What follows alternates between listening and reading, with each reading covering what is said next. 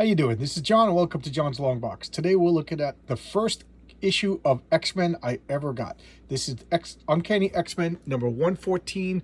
Still only 35 cents. Look how this is kind of beat up. I got this at a 7-Eleven. We were driving to one of my father's work buddies' houses. They were having a barbecue, and we stopped at a 7-Eleven to get ice. I remember it vividly, and I looked at the spinner rack, and I told you I didn't know anything about the X-Men, so I was like, well, what is this? And I picked it up, and I didn't know who these people were. This was the first introduction I've ever had to the X-Men. So there you go. 1978 was the first time I ever saw the X-Men. This is John Byrne, Terry Austin, Chris Claremont. What a great introduction to the X-Men, huh? Of course, it's the Comics Code Authority, so I didn't know what was going on or why. And looking back, this was a pretty interesting comic to join the X-Men with. So here we got the Bad News Bears go to Japan. Oh wow! And who does this art? Is this Jack Davis from Mad Magazine? Anybody correct me? I'm going to say this is Jack Davis from Mad Magazine until somebody tells me I'm right or wrong. So here we have the splash page. Let's look at the indicia. X-Men. This is volume number 1, number 114, October 1978. Oh, look at this. Look at this. This is bringing back such good memories. I haven't seen this in years. Okay, so this I appreciated, again, because this was my first introduction to the X-Men. So Cyclops, Storm, Banshee, Nightcrawler, Wolverine, Colossus, Children of the Atom, students of Charles Xavier, mutants, feared and hated by the world they have sworn to protect. These are the strangest heroes of all, the Uncanny X Men. So that it gave me a name. And, you know, Beast, this is Phoenix. They're not in this list, so I didn't know who they were. Desolation. Look at that splash page. And let's look at the credits. So we got Chris Claremont and John Byrne, writer, plotters, penciler. Terry Austin, inker. Gene Simic, letterer. Glynis Wynn, colorist. Roger Stern, editor. And there's my friend Jim Shooter, editor-in-chief. Well, not my friend. I never met the guy, but I meant to say my boy. Came out for again. I love Jim Shooter. He made the best. Marvel was the apex under him. So what's going on? Again, I'm remember when I got this, but this is Hank McCoy, the Beast, and Jean Grey, the Phoenix. They're escaping the Savage Land, but I didn't know this at the time. They were just coming out of some sort of like Arctic frost, and here we got the helicopters. Whoop, whoop, whoop. Look at the storytelling in this. I'm always big on storytelling. So look, it's just. Look at his body language. She's already defeated. Beast is just struggling to stand still. We got the storm whipping around him, all in one motionless panel, right? But look at the motion going around there. You can tell what's going on, and I just note his hair up here. Okay, I'm gonna talk about that later. How it confused me as a kid. Did I skip the page? I don't want to skip the page. So here he is. He's got frost on him. And it's a helicopter. He's jumping around, and he's like, "Gene, they're gonna miss us. It's a storm. We gotta live. We gotta wake up, do something." So she wakes up, and look at that, so cool. And I've said it before, this Phoenix costume is one of the greatest comic book costumes. Just such a great boom, Scott. Gee, what are you doing? I asked for a Starburst, not the 4th of July. The X-Men are trapped, Beast. They're buried alive in Magneto's complex. We've got to get them out. So this is excellent. They're filling me in. I'm imagining myself, my 10-year-old self, just picking up this comic book, going, "What's going on?" And it's rather than just like a stilted, "Oh, Magneto has trapped us." She's telling us what's going on, and it makes sense. It's kind of organic. She was cold as ice, barely breathing. Where's this power coming from?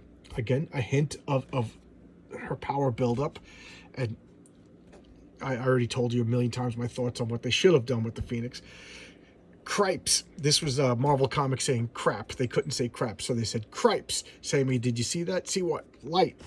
So here the pilot's looking at, and Gene is just freaking out. And he's like, the volcano, they're dead. They're dead.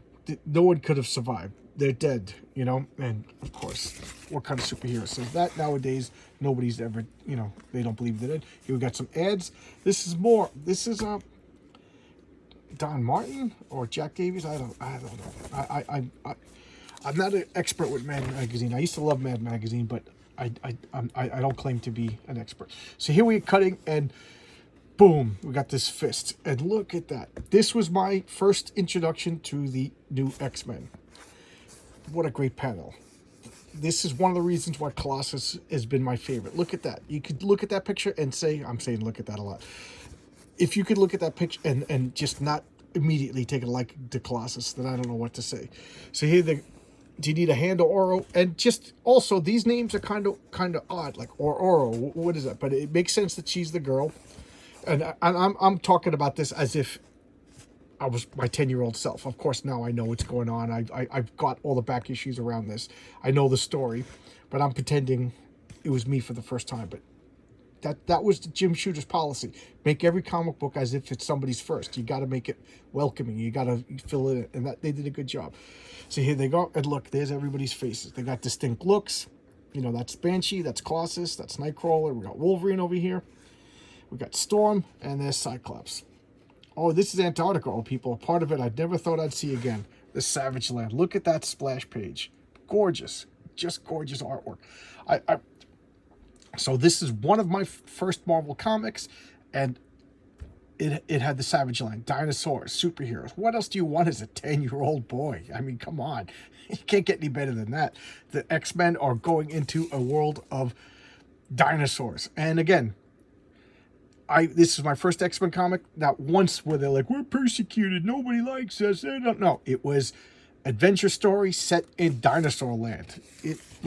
That's why when X-Men was always political, it was always about persecution. Yeah, for every like 10 issues, that one of them maybe had something to do with that. But most of the time, it was space aliens. It was Magneto trying to take over a nuclear power plant, whatever. And so Storm's looking pretty twitchy. So they're doing a good job of introducing 10-year-old me into who these characters are. So but at this point, I figured out that she's Storm, and her name was Ororo. Perfect, excellent. With the name like Ororo, and then that hair and everything, you knew that she was just like exotic. She was not from around the block Manhattan like Spider-Man. Spider-Man with Peter Parker was from Flushing, Queens. Ororo, she's not. And they even hint that she has an accent. We got the open skies above. How about we say we do a bit of flying? So now we're establishing that they can fly. And I love that they put like an energy thing around her to show that like she's using some sort of electrical manipulation to fly. It's pretty cool. And they don't do a good job of explaining this, if you ask me. But he has to scream in order to make like a sonic whatever, MacGuffin, magic science to fly. So he's loud, he's Banshee, and that makes sense. It always bothered me later on, because at this point I was only 10 years old. But once I got into more D&D and I got into mythology and reading everything, a Banshee is supposed to be a female spirit. So Banshee should have been a girl. But what do you want me to say? So here's Scott Sean Cassidy. That's such a great costume too. And he screams, and he makes like a sonic cushion around him, and a lift or whatever, and a thrust of these wings help him fly. Just so cool. The X-Men, to me, they were different. They were unique. They weren't the Fantastic Four or the Avengers. And that was such a good time for comics, because each comic had its own little niche, its own little corner. And I don't like in modern Marvel where all the superheroes just they show up in each other's comics. All of Marvel Comics is one comic. There's nothing that differentiates it. The X-Men, they had a certain look. Even their names, Banshee, Storm, Colossus, Wolverine, Nightcrawler, they were different than Captain America, Iron Man, Thor. Their names even had, their costumes were different. They were each had a unique stamp. And look at that. So Banshee gets caught by, I didn't say, he didn't hear this dinosaur over the sound of his sonic scream, because he was making so much noise. He was taken by surprise. And this thing, a Pteranodon, I don't know what it's, pterodactyl, I can't remember. And Storm's like, Banshee. And look at the size difference they set up. I should have never let them fly off. Kazar warned me about these giant petrosaurs, and I've never dreamed they'd be so big. It's trying to get Storm. So he's like, the beast has me in a grip. I can't scream. So he's being crushed, and he can't suck in the air into his lungs to use his power. And I like that. They each have like a logical weakness. The X-Men, all those Marvel superheroes at this point, they just weren't like gods on Earth. They have cool powers. They work, and they work logically. If if his lungs are being crushed, he can't draw in enough breath to use his vocal cords to scream. And that's what Banshee does. He has sonic screams. Perfect sense. And she's freaking out. What's happening? Oh, he doesn't have the the strength to fly. And she's like, after what happened to me, you find out that her weakness is claustrophobia.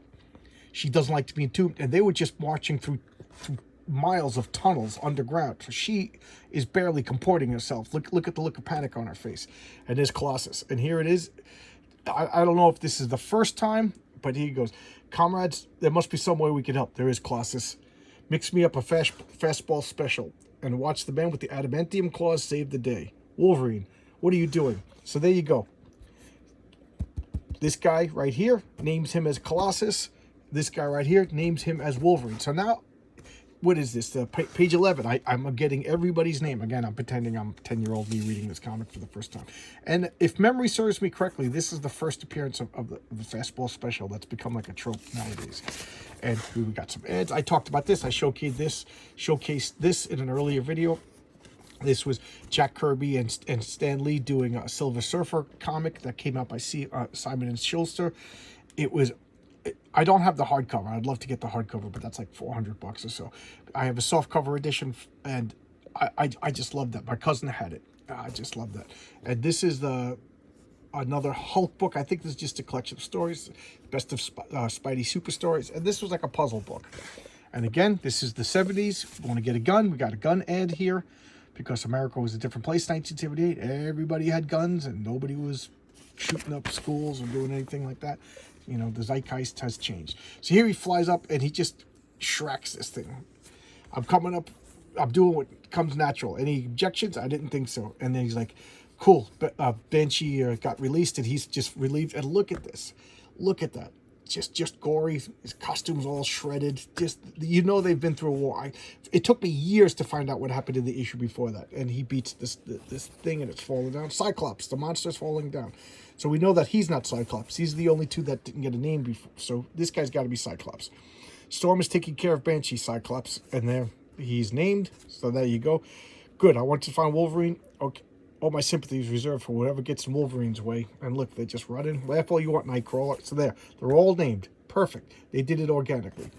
And then we got this freak in the woods over here. It's Cyclops. I didn't know. He changes costumes. I know that voice anywhere. And then they catch up. They're panicking because they're like, keep in mind, this team of X-Men hasn't been around too long. You know, this is like their rookie year.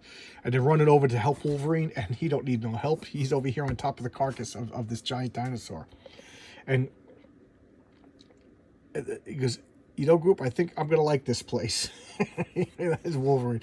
Because do you stop to think of what would happen if you missed? You'd end up splattered all over the jungle. And you and Banshee would have been dead. He goes, I didn't miss Summers. I did good. And if that bothers you, you know, at this point, Wolverine and Cyclops were always fighting. They were foils for each other. He was the straight and narrow, the good student. I like Cyclops because, again, he has to be in control all of the time. Because if his eye beams, his optic blast, if he loses control of them, he could kill people. Like literally looks could kill with Cyclops. He can't control it. He can't turn it off. It's just these goggles that keep his power in check. So he's like him and Black Bolt. They're always reserved. They're always uptight. And then this Wolverine, at this point, he was a jerk. I didn't particularly like Wolverine that much. Again, I like Colossus. Immediately I liked Colossus. And he was just an argumentative jerk who constantly challenged Cyclops. He was constantly showing him up. And then he went through the wise says phase. But at this point, he was a wild man. And nobody knew his real name. This was before Logan. They didn't even know his name was Logan. That wasn't until he meets Alpha Flight in I think it's issue 149. So we're like years before finding out his secret identity. And then Banshee's like, we found a village, and then this freak in the forest is watching them. They're mutants. I can sense their power from over here. And now we go back to New York. So a week later. So they're in the Savage Land for a week. And this is Empress Leandra. Who is she? I didn't know at the time. Like this page to me was like very jarring. I figured out that that's Phoenix. That's Hank McCoy the Beast. And I was confused because I had the Avengers comics at first, and I was like, that's the same guy that's in the Avengers. I didn't know he was in the X-Men. So this is how I found out that he was in the X-Men. And they're talking, where are they all? And no words even said. They're both telepaths, right?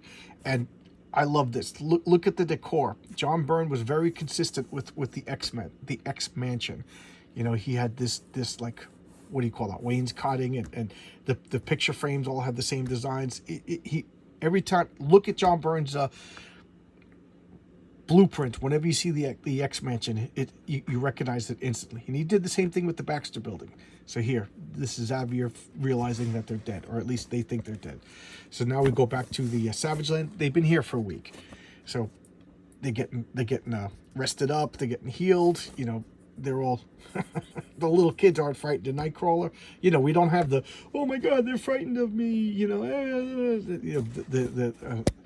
I don't know if primitive is the correct word, but the people that live in the Savage Land, the tribes people, they're just living with them. And here they are, they're trying to figure out their language.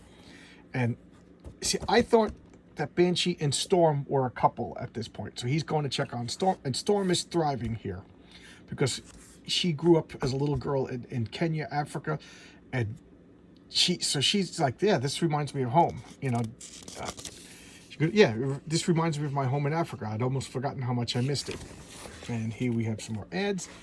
The letters page. Let's check out the letters page. I always like to see if there's any names that I recognize. Bruce Vernon. Nope, I don't recognize any other names, but that's pretty cool. Some ads for comics. The Fun Factory ads. I love these. I never got any of these toys, but it would have been so much fun. So now they're going off, and just this is just like a page of characterization. Her and her thoughts. And here we got Scott Summers Cyclops. He's got his little glasses on, and he's just shaving and daydreaming. And he's like, I wonder how the professor is going to break his heart, you know, because they think that Jean Grey and Hank McCoy are dead. You know, and like, I got to tell the professor when we get back home that Hank and Jean are dead. They'll break his heart. And as he's shaving, he's like, oh, I look like Corsair, because leader of the Starjammers, last seen at X-Men 109. And this was before we found out that the lead that Corsair of the Starjammers is Christopher Summers, his father. So I just loved they had the slow build going on. It was really good. Like Magneto, who his wife was, Magneto's children, the Summers family, Scott Summers, Cyclops' family. It was hints, and it was drops, and it took years. It was really a slow burn, and I just really appreciated that. And then we go to, he's talking about his origin. That's his parents. Their plane got caught on fire, and Scott and his little brother had to jump out with parachutes, and the parachute was burning, and they fell too hard, and that impact is what damaged his head so that he can't control his optic blast. And his little brother can't control his whatever force blast. And then she interrupts him, and they're just talking. And he's keeping the mustache for a while, and he's like, you know, I'm concerned. You're lonely. You know, I know you cared for Jean, but you know she's gone. You gotta. It's only a week. You know, he goes, listen, I mourn in my own way. So but my duty is to lead the X-Men. And she's just like, be careful. You know, she's not a little girl, and you're no longer a little boy. You know, I gotta grow up, and blah blah blah blah blah. Little, like I said, a little page of character development, and she's going off to check on everybody, and all the Savage Land girls are checking out Colossus because the guy's like, what, 6'8"? He's giant. Wolverine's just fitting in, and okay, so I was talking about the hair. That hair looks the same as the Beast in the first. So I was like, what? You know, it kind of confused me as a little kid. It took me a while to realize that they both, two different characters, have basically the same haircut. You know, let's look at that. And I'm trying to do this with one hand. I'm spending too much time doing this. But there we go, the same hair. The same hair. So that confused me a little bit as a dumb little kid. And Colossus is going off with the women, and Wolverine's just like, he takes out. So now we're establishing that he has a thing for Jean Grey too. He goes, I have an ache for her that's killing me, but I feel like somebody cut out my heart, and blah blah blah. So there we got. This is the beginning of the Wolverine, Cyclops, Phoenix love triangle going on. And here's Storm. She's pretty cool with this place. Like she said, she misses it, and she's gonna go swimming because I haven't. And then who's this thoughts over here? I haven't eaten so long I can barely stand. That black woman, her life force within her, it's incredible. I hunger. And he jumps, and I feel reborn. This is great. She's just enjoying in the water, in the sabotage. And then look at that picture. She goes, there's so much I don't understand. Whoa, because I'm sorry, I don't mean to cause pain, but I just need energy, just a little. He goes, I'm just going to take a little. He goes, oh, so much power. I never dreamed it. Oh my God, I'm changing. And who do we got? Suspense, everybody, suspense. There's the invaders, there's baseball cards, and then lightning explodes, and he's just like a lightning bolt. He goes, that's Storm. He goes, what was that? He goes, I don't know. So I love all the faces. They're putting on the costumes and jumping. There's Nightcrawler. He didn't really have much to do in this particular comic. And here's the team all assembled, and ta-da, Sauron. And this was before I knew anything about Lord of the Rings, so I just thought he was Sauron, meaning dinosaur, and I thought that was a cool name. And this is the mutant Carl Lycos. I showcased his first appearance in an earlier video. That was X Men, I think 66. And he's a mutant, and his power is he absorbs mutant energy. He doesn't absorb their powers, but he takes their life force, and that keeps him young and vital and strong and healthy. So he needs to eat food, but he also needs to eat the energy of other mutants to stay alive. And he was like, whatever, his mutant bowl was empty, and he found Storm. He absorbed her power, and then when he hits a certain point, and then he mutates and he turns into this. So he looks like a dinosaur, and then he can hypnotize you, and then he steals your energy.